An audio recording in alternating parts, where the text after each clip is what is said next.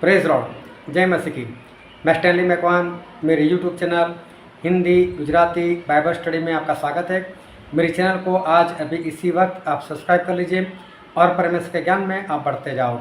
Bible में 3 अंक बार बार दिया है, फिर आगे देखो तो 7 अंक, उसके बारे में भी काफ़ी चर्चा किया हुआ है। फिर 12 प्रभु के 12 चेले थे तो 12 गोत्र भी थे। फिर 40 दिन के बारे में लिखा है कि मूसा ने 40 दिन 2 बार उपवास किया, तो इलिया 40 दिन 40 रात चलकर परमेश्वर के पहाड़ होरेब को पहुँचे। तो प्रभु यीशु ने 40 दिन रात लगातार उपवास किया, 40 दिन रात बरसात हुई, तो 40 का भी काफ़ी जिक्र है। फिर एक अंक और आता है 70, और ये 70 जो अंक है 70, उसके बारे में भी बाइबल में काफ़ी कुछ लिखा है, लेकिन उसके बाद 70 अंक के बाद कोई और अंक परमेश्वर ने नहीं दिया, जैसे 80, 90, 100 ऐसा कोई अंक परमेश्वर ने नहीं दिया। इसका मतलब 70 अंक आखिरी है। अगर 70 अंक आखिरी है तो 70 अंक का मतलब होता है कि सब कुछ खत्म, अब सब कुछ समाप्त हो गया। तो ये 70 अंक बाइबल में क्या दर्शाता है, क्या ख़त्म करने की बात दर्शाता है? क्या 70 अंक प्रभु यीशु के दूसरे बार आने की कोई तारीख दर्शाता है? 70 अंक का भेद क्या है? 70 अंक के पीछे क्या रहस्य है? 70 अंकों के साथ जुड़ी हुई एक दूसरी बात भी मैं आपको बताना चाहता हूँ। प्रभु यीशु ने अपने चेलों से कहा था कि मेरा दूसरी बार आना कैसा होगा और उस वक्त के क्या निशान होंगे।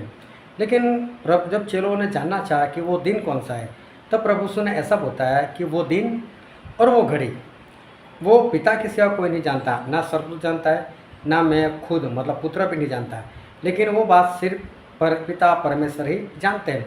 मतलब वो घड़ी मतलब वो टाइम 2 बजे 3 बजे कब प्रभु यीशु आएंगे वो, और वो दिन न सोमवार मंगलवार या तो 5 तारीख 6 तारीख 7 तारीख कब आएंगे, मतलब वो दिन और वो घड़ी कोई नहीं जान सकता।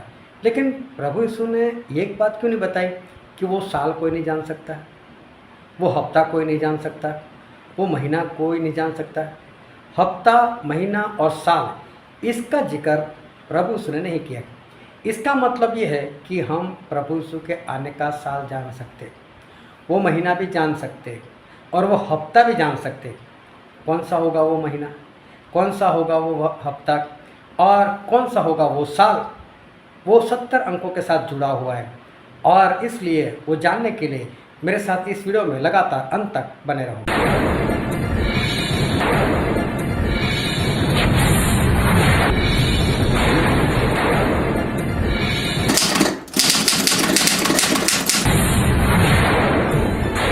तो पिता परमेश्वर का बहुत धन्यवाद करते हैं। आज एक बार फिर हमारे परमेश्वर हमसे कुछ बातचीत करने वाले, तो बहुत ध्यान से परमेश्वर की आवाज़ को सुनना।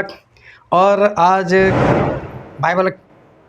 बाइबल में से एक भेद की बात मैं बताना चाहता हूँ, और भेद जो है बहुत गहरा है, लेकिन उसको बहुत ध्यान से समझना, और एक भी वचन अगर आप इधर उधर मिस कर दोगे तो फिर समझ में नहीं आएगा कि परमेश्वर क्या कहना चाहते थे। और इसलिए सारे वचन पर और एक एक शब्द के ऊपर ध्यान रखना, और शत्रु शैतान से कह देना कि मेरे जीवन से दूर हो, और अपना ध्यान परमेश्वर के अंदर बनाए रखना। और बाइबल से एक वचन पढ़ते हैं, मत्ती रचित सुसमाचार उसका अध्याय 24 और वचन 36। उस दिन और उस घड़ी के विषय में कोई नहीं जानता, न स्वर्ग के दूत और न पुत्र, परंतु केवल पिता। यहाँ पर प्रभु यीशु ने अपने दूसरी बार आने के बारे में एक बात बताई थी, और जो कुछ घटनाएं उन्होंने बताई, उसके बाद जो अंतिम दिन के निशान बताए, एंटीक्राइस्ट की बात बताई, उसके बाद प्रभु यीशु ने ये बात बताई कि वो दिन मतलब मेरा जो वापस आना है, वो दिन और वो घड़ी मतलब वो वक्त, वो टाइम एग्जैक्ट वो कौन सा है, बोलो कोई नहीं जानता। और यहाँ तक बोला कि सिर्फ पिता ही जानते और कोई नहीं जानता। मतलब वो वक्त मतलब टाइम कौन सा होगा, वो जिस दिन प्रभु यीशु आएंगे वो दिन कौन सा है, और जिस दिन प्रभु यीशु आएंगे वो टाइम कौन सा होगा। ये 2 बात प्रभु से ऐसा बोलते हैं कि कोई नहीं जानता, सिर्फ पिता जानते। फिर आगे पढ़ते उसका 25वां अध्याय और वचन 13। इसलिए जागते रहो, क्योंकि तुम न उस दिन को जानते हो न उस घड़ी को। एक बार फिर प्रभु यीशु यहाँ पर बोल रहे उसी दिन के बारे में कि बोले जागते रहो, क्योंकि ना तो तुम उस दिन को जानते हो और ना तुम उस घड़ी को जानते हो। मतलब वो दिन आपको नहीं मालूम और वो घड़ी मतलब वो वक्त तक वो आपको नहीं मालूम। फिर एक वचन और पढ़ते हैं जो है मरकुस उसका 13 अध्याय और वचन 32। उस दिन या उस घड़ी के विषय में कोई नहीं जानता, न स्वर्ग के दूत और न पुत्र, परंतु केवल पिता। यहाँ एक बार फिर लिखा है कि उस वक्त के बारे में कोई नहीं जानता, सिर्फ पिता जानते हैं, ना पुत्र जानता है, ना स्वर्गदूत जानता है, ना कोई इंसान, कोई भी नहीं जानता। एक बार फिर लिखा है वो दिन और वो घड़ी, प्रभु यीशु के आने का दिन कौन सा है और प्रभु यीशु के आने का वक्त कौन सा है, ये कोई नहीं जानता। और मालूम है ऐसा क्यों लिखा है? ऐसा इसलिए लिखा है कि अभी हमारे वहाँ कितना टाइम हुआ है? 11:55 सुबह की 11:55 हमारे यहाँ पर हुई है। और अभी देखने जाओ तो ऑस्ट्रेलिया जो है वो हमसे 5 घंटा आगे है, तो वहाँ समझ लो शाम के 5 बजने में 5 मिनट बाकी है। फिर अमेरिका में देखो वो तकरीबन हमसे 12 घंटे पीछे है। मतलब वहाँ तो दिन भी अभी नहीं बदला, 5 मिनट के बाद अभी उनकी तारीख बदलेगी। हमारे तो 13 तारीख लग गई, उनके भी 12 तारीख चल रही है और रात के 11:55 वहाँ पर हुए होंगे। इसी तरह से सभी देश का अलग अलग वक्त है और सभी देशों में अलग अलग दिन भी हो सकते हैं, क्योंकि रात को 12 बजे हमारा दिन बदलता है। तो जिस दिन प्रभु यीशु आएंगे तो समझ लो आज 13 तारीख और अभी प्रभु यीशु आते हैं तो किसी जगह पर 12 तारीख भी हो सकती है और किसी जगह पर 13 तारीख भी हो सकती है। फिर हमारा टाइम और दूसरे देशों का टाइम सभी में कुछ फ़र्क हो सकता है, तो अलग अलग टाइम होगा उस दिन और अलग अलग दिन भी होगा। इसलिए परमेश्वर वचन में ऐसा कहते हैं कि उस घड़ी के बारे में कोई नहीं जानता और उस दिन के बारे में भी कोई नहीं जानता, क्योंकि दिन और ये घड़ी ये अलग अलग हो सकते हैं। लेकिन मैं यहाँ पर एक बात बताना चाहता हूँ और बात यह है कि 3 जगह पर हमने पढ़ा, तीनों जगह पर ऐसी बात लिखी कि उस दिन और उस घड़ी को कोई नहीं जानता। लेकिन परमेश्वर के वचन में ये नहीं लिखा वो साल, उसके बारे में कोई नहीं जानता, और ये भी नहीं बताया, ऐसा भी नहीं लिखा कि वो महीना, उसके बारे में कोई नहीं जानता। इसका मतलब ये है कि प्रभु यीशु के आने का साल हम जान सकते हैं और प्रभु यीशु के आने का महीना भी हम जान सकते हैं और प्रभु यीशु के आने का हफ्ता भी कौन सा वीक होगा वो भी परमेश्वर ऐसा वो नहीं बोला कि वो नहीं जान सकते। मतलब 3 बातें हम जान सकते हैं, प्रभु यीशु के आने का साल, प्रभु यीशु के आने का महीना और प्रभु यीशु के आने का वो हफ्ता समझ लो हम जान सकते हैं। और आमोस 3 के साथ में लिखा भी है कि परमेश्वर अपना भेद अपने भविष्यवक्ता को बताए बिना कुछ काम नहीं करते। इसका मतलब परमेश्वर अब कोई भी काम करते तो अपना भेद अपने लोगों को बता देते, किसी न किसी को तो बताते। तो इसका मतलब ये है कि चाहे वो दिन कोई ना जाने, चाहे वक्त कोई ना जाने, लेकिन वो साल, वो महीना, वो हफ्ता, वो परमेश्वर किसी न किसी को तो बता सकते। मैं आज आपको कोई साल नहीं बताने वाला, कोई महीना भी नहीं बताने वाला और वो हफ्ता भी नहीं बताने वाला, लेकिन एक अंदाज़ा ज़रूर बताऊंगा आपको।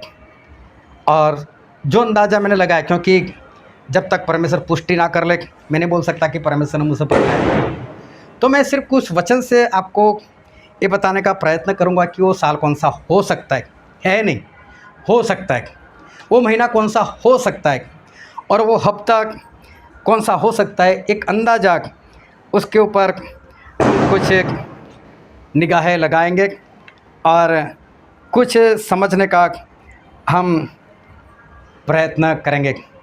वैसे मेरे बारे में 3 लोगों को ऐसा सपना आ चुका है कि मुझे परमेश्वर ने एंटिक्राइस्ट कब उठने वाला है उसकी तारीख बता दी, और प्रभु यीशु किस दिन आने वाला है उसकी तारीख बता दी। आप लोग भी प्रार्थना करना कि जो सपने लोगों को आए हुए वो सही में सच हो जाए, और परमेश्वर सही में हमको ऐसा कुछ बता दे ताकि हम और भी चौकन्ने हो जाए और सर के राज के लिए हम तैयार हो जाए। बाइबल में अगर हम पढ़ते हैं तो बाइबल में एक तीन का जो अंक है उसका कई बार जिक्र किया। 3 दिन का सफ़र, 3 दिन के बाद, फिर एक 7 का अंक भी है। 7 के अंक के बारे में बहुत बार लिखा हुआ है, और 7 का मतलब हम निकालते हैं संपूर्णता। तो 7 के अंक के बारे में भी बाइबल में काफ़ी कुछ लिखा है। फिर एक अंक है 12 चेले, 12 गोत्र, इस तरह से 12 अंक भी बाइबल में काफ़ी बार है। फिर एक अंक और है 40 अंक भी बाइबल में बहुत बार लिखा है कि मूसा 40 दिन 40 रात 2 बार परमेश्वर के साथ रहे। एलिया 40 दिन 40 रात लगातार चल कर गए, और प्रभु यीशु ने 40 दिन 40 रात लगातार उपवास किए। इस तरह से 40 दिन का जिक्र भी बहुत कुछ है। और एक अंक और है, और वो अंक है 70। लेकिन ये 70 का जो अंक है उसके बाद परमेश्वर ने और किसी अंक के बारे में नहीं बताया, और किसी अंक के बारे में परमेश्वर ने ज़्यादा बात जो है वो बाइबल में नहीं लिखी। लेकिन 70 समझ लो जैसे कि आखिरी अंक है। उसके बाद जिस तरह 3, 7, 12, 40 के बारे में लिखा है, 70 के बारे में लिखा है, उसी तरह से 70 के बाद दूसरा कोई अंक ऐसा नहीं है कि जिसके बारे में परमेश्वर ने कुछ ज़्यादा जिक्र किया हो। तो इसके हिसाब से अगर ये 70 जो अंक है, अगर उसका मतलब निकालने मैं बैठूँ, अगर मैं मतलब निकालूँ, तो मेरे हिसाब से ऐसा मतलब निकलता है कि दी एंड। क्योंकि 70 के बाद कोई अंक परमेश्वर ने नहीं ऐसा जाहिर किया। 70 आखिरी अंक है। तो मैं समझता हूँ कि 70 का मतलब हो सकता है कि दी एंड या आखिरी बात। और बाइबल में जब भी इज़राइल लोगों के बारे में जब 70 अंक की बात की है या 70 दिन की कोई बात की है, तो उस वक्त कुछ न कुछ घटनाएं ऐसी होती थी कि जो उनके लिए नहीं होती थी, या तो कुछ अलग तरीके की घटना उनके लिए होती थी। जब 70 शब्द आता था तब की बात। तो जब बाइबल में 70 अंक की बात जब इज़राइल लोगों के बारे में की है, तो वहाँ पर कुछ अलग सी घटना हमें देखने को मिलती है। और एक वचन पढ़ते हैं उत्पत्ति का पुस्तक, उसका 46वां अध्याय और वचन 27। और यूसुफ के पुत्र जो मिस्र में उससे उत्पन्न हुए वे 2 प्राणी थे। इस प्रकार याकूब के घराने के जो प्राणी मिस्र में आए सो सब मिलकर 70 हुए।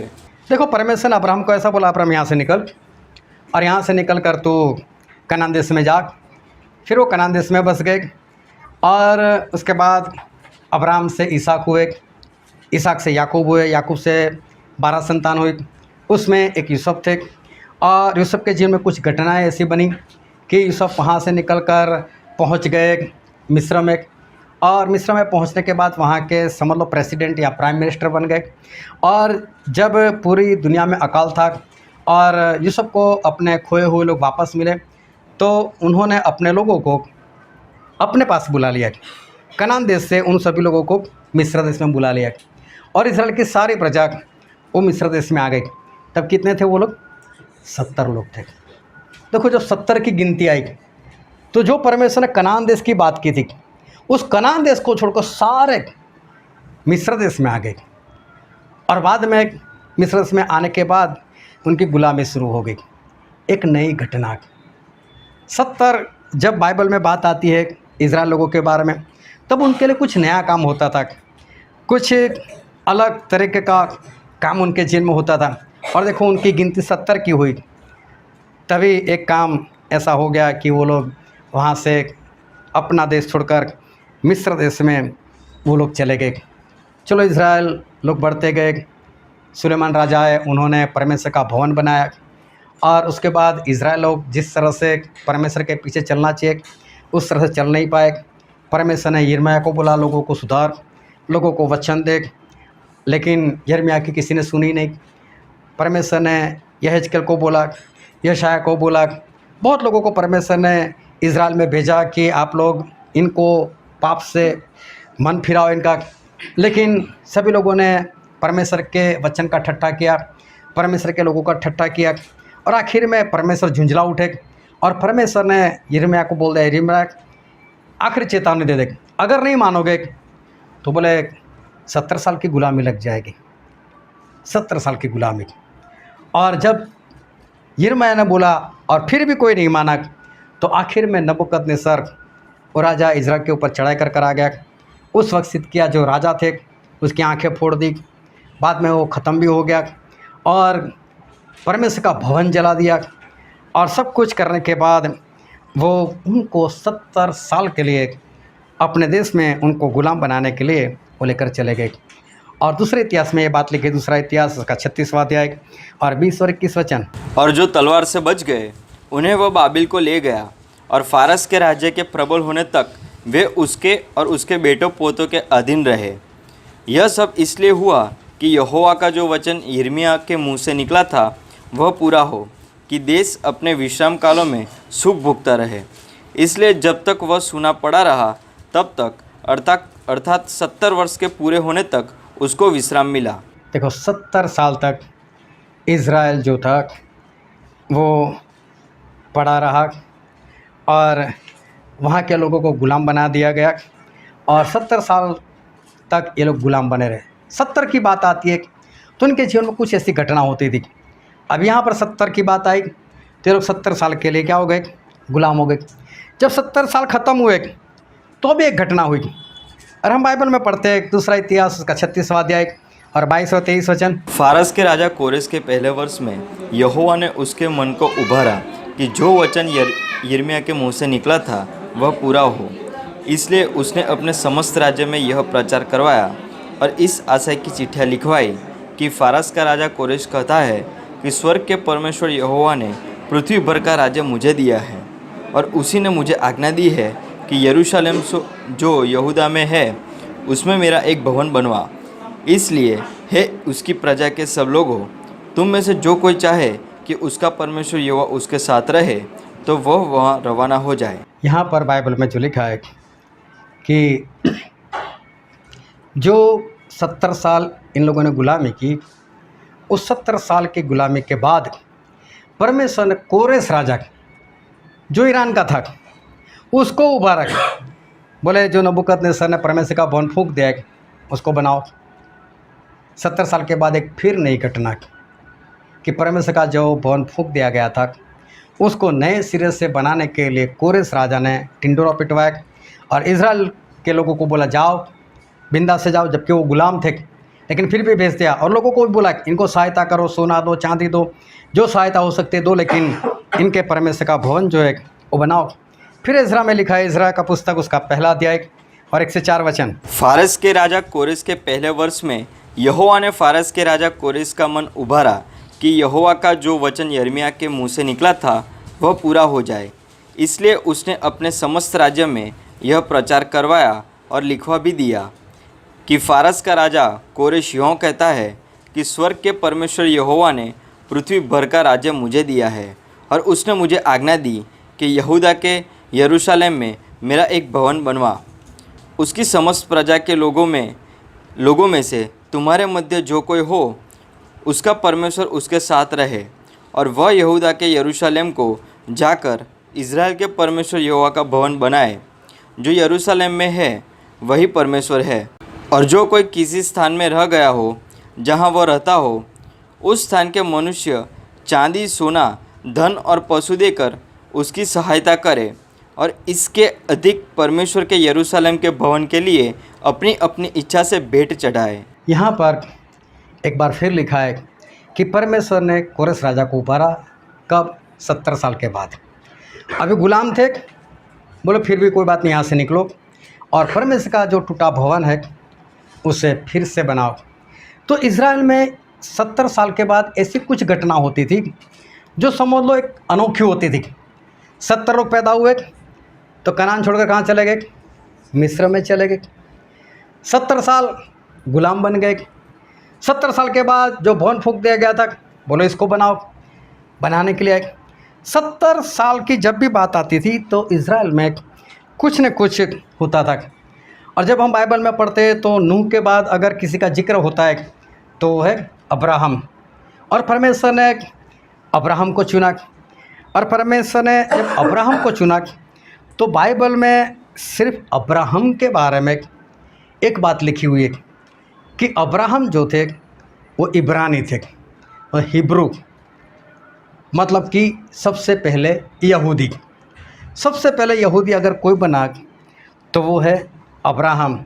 और उत्पत्ति के पुस्तक में लिखा है उसका 14वां अध्याय और वचन 13। तब एक जन जो भागकर बच निकला था उसने जाकर इब्री अब्राम को समाचार दिया।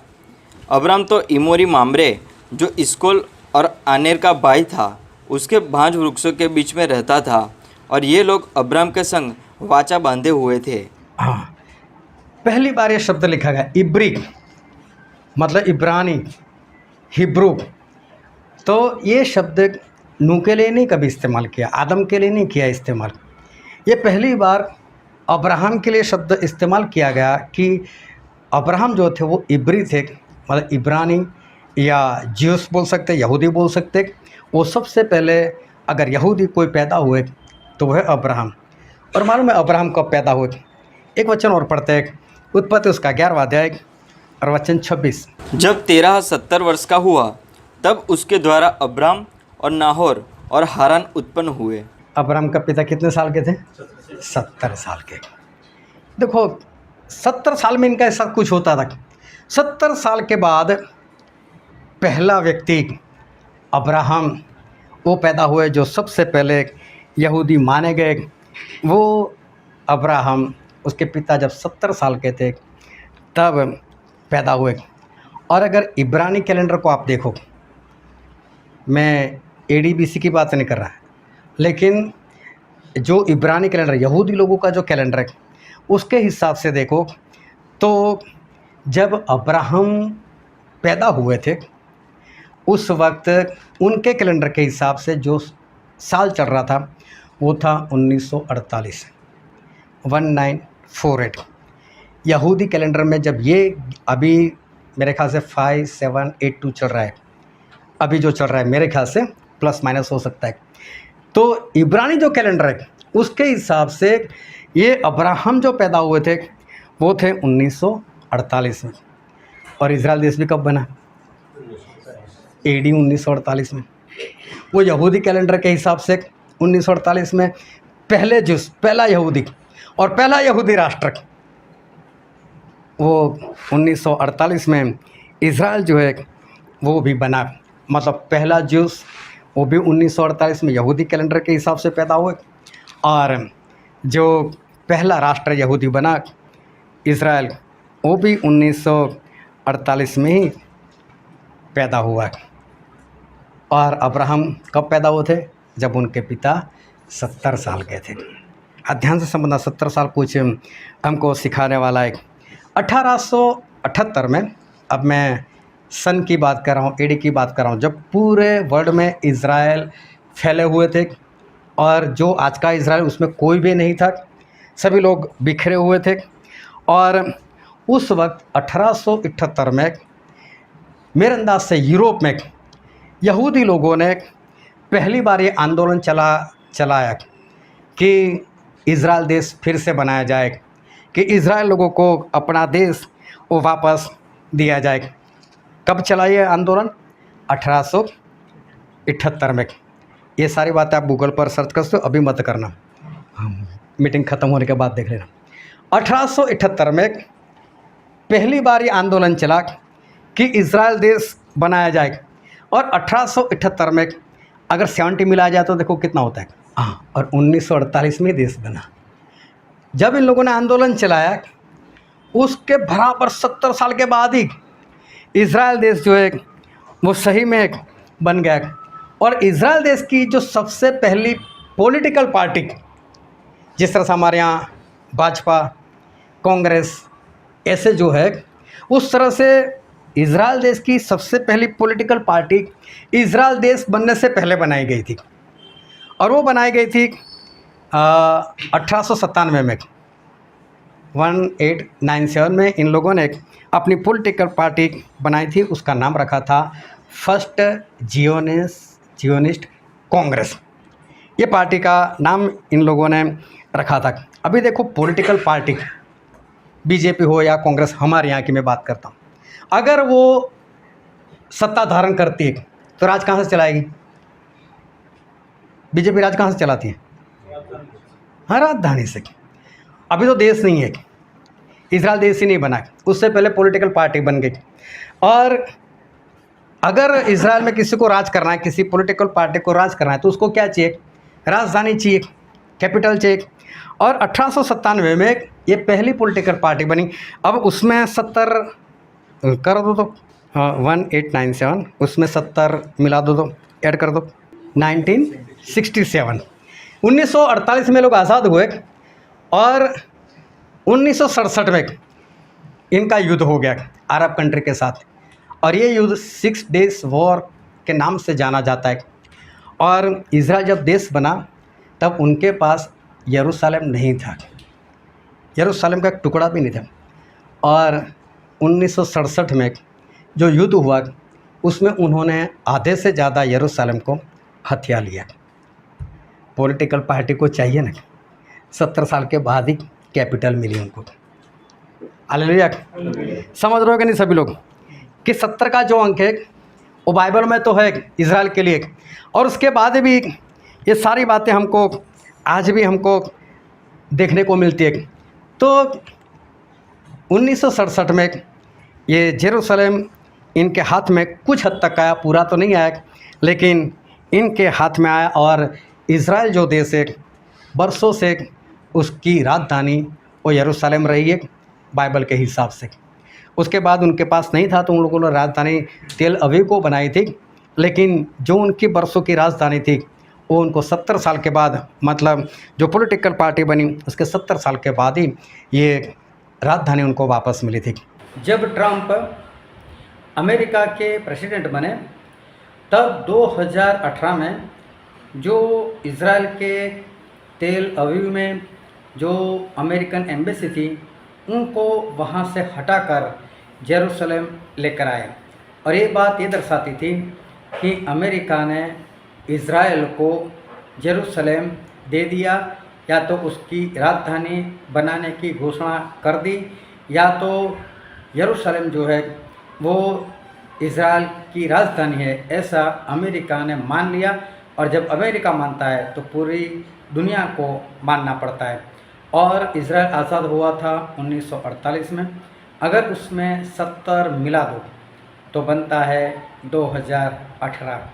और 2018 में ही अमेरिका ने जेरूशलेम को ये मान्यता दी कि वो इजराइल की राजधानी है। फिर दानियल को परमेश्वर ने दर्शन दिया था। और दानियल को परमेश्वर ने दर्शन देकर प्रभु से ये बताया कि मैं वापस आऊँगा। मैं प्रभु से पहली बार भी नहीं आए थे, उससे पहले दानियल को बता दिया कि मैं दूसरी बार आऊँगा, दूसरा आगमन बता दिया। और देखो दूसरा आगमन प्रभु ने कब बताया? दानियल भविष्यवक्ता का पुस्तक उसका अध्याय 9 और वचन 24।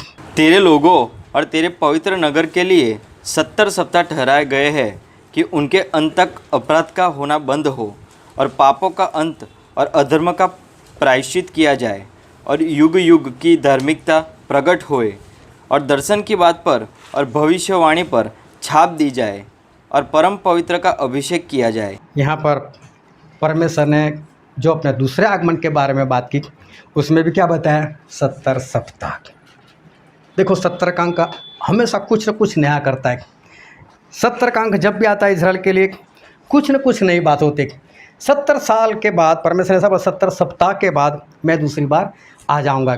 अभी इजराइल देश बना 1948 में।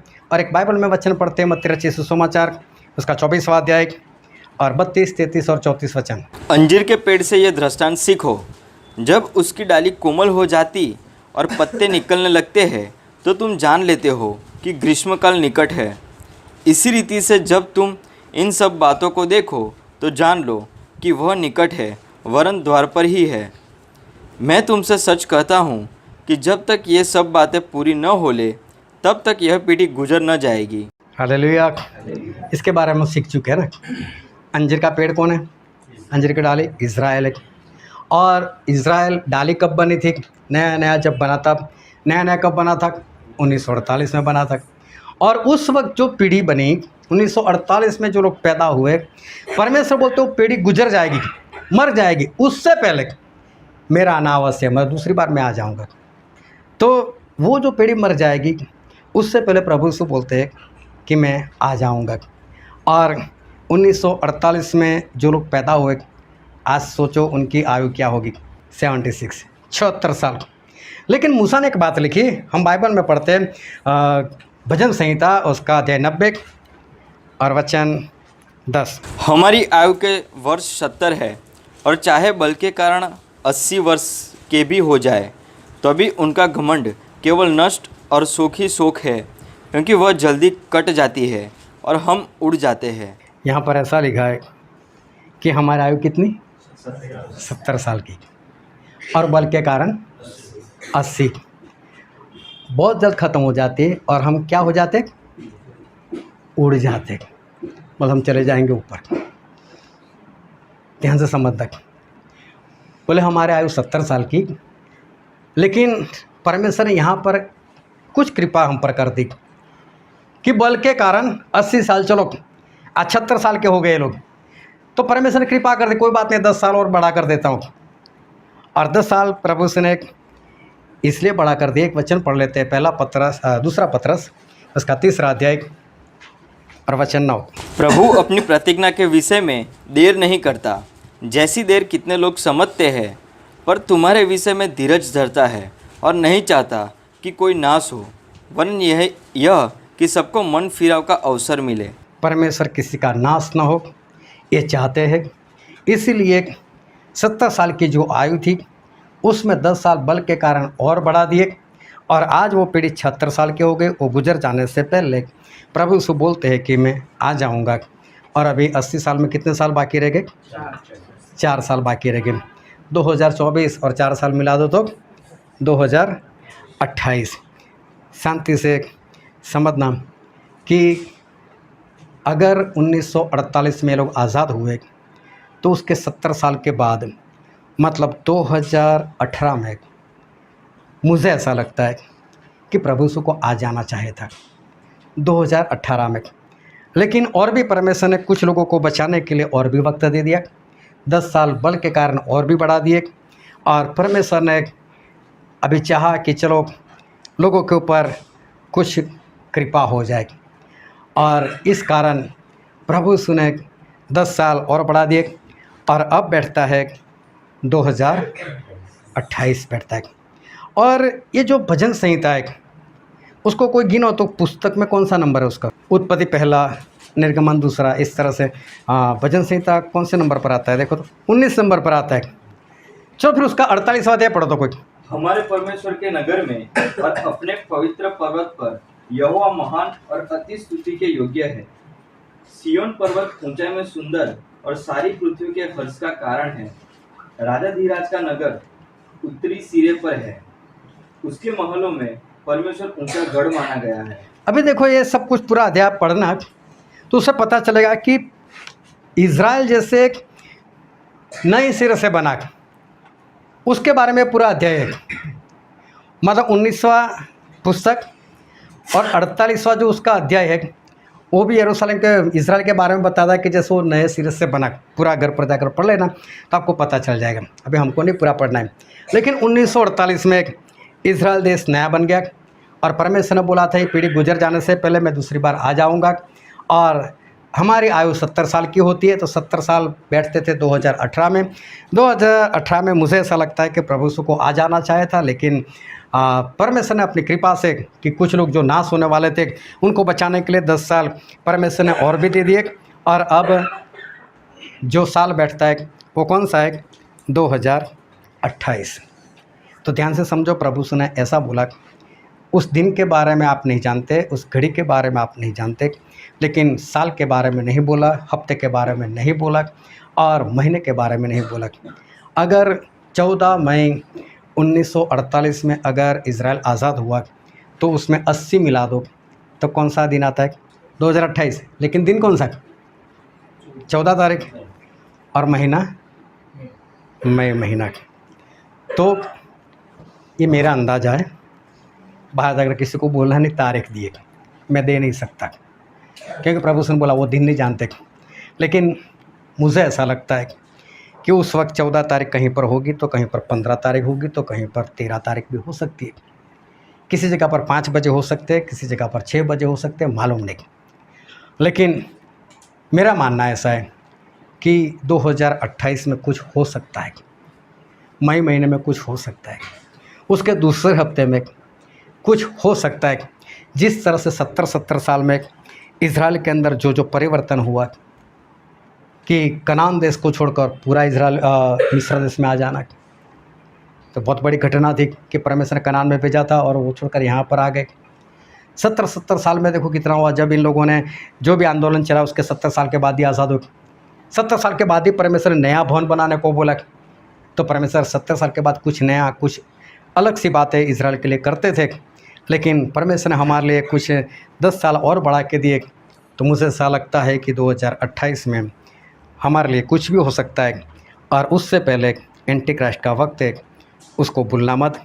और आने वाले दिनों में हो सकता है परमेश्वर उसके बारे में और भी हमें अच्छी तरह से बताए और हम परफेक्ट तरीके से उसके बारे में बोल सके, ऐसा हो सकता है। हालेलुया।